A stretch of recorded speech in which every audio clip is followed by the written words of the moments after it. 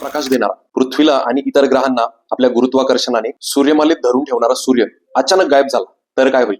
सूर्यप्रकाश पृथ्वीपर्यंत पोहोचायला 8 मिनिटं 20 सेकंद लागतात. म्हणजे सूर्य गायब झाला तरीही 8 मिनिटं 20 सेकंद तो आपल्याला आकाशात दिसतच राहील. त्यानंतर मात्र काळाकुडूप अंधार पडेल. आपला चंद्र सुद्धा आपल्याला दिसणार नाही, कारण चंद्र हा सूर्यप्रकाशच परावर्तित करतो आणि म्हणूनच तो आपल्याला दिसत असतो. बरं, सूर्यप्रकाश संपायला 8.5 मिनिटं लागतील. पण ग्रॅव्हिटीचं काय?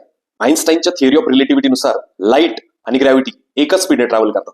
त्यामुळे सूर्याची ग्रॅव्हिटी सुद्धा सूर्य गायब झाल्यानंतर 8 मिनिटं 20 सेकंद आपल्याला फील होतच राहील. आणि आपली पृथ्वी सूर्य ज्या ठिकाणी होता त्या बिंदूभोवती आपली प्रदक्षिणा सुरूच ठेवेल.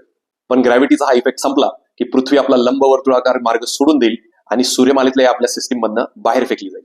आणि मग काय, थोड्याच वेळात आपल्या पृथ्वीवरील सगळे समुद्र गोठायला सुरुवात होईल आणि प्रचंड थंडी पडेल.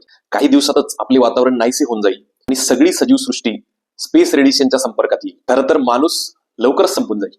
पण श्रीमंत लोकांच्या एखाद्या गटाने लाईफ सस्टेनिंग बंकर बांधून ठेवलेले असतील आणि त्यात त्यांनी आसरा घेतला तर काही महिने कदाचित ते जगू शकतील. समुद्रातील काही जीवसृष्टी जिला डायरेक्ट सनलाईट नाही, भूगर्भातील हीट पासून ऊर्जा मिळते, ते कित्येक महिने आणि कदाचित काही वर्ष पण जिवंत राहू शकतील. पण घाबरून जाऊ नका, इतक्यात काही सूर्य कुठे जात नाहीये.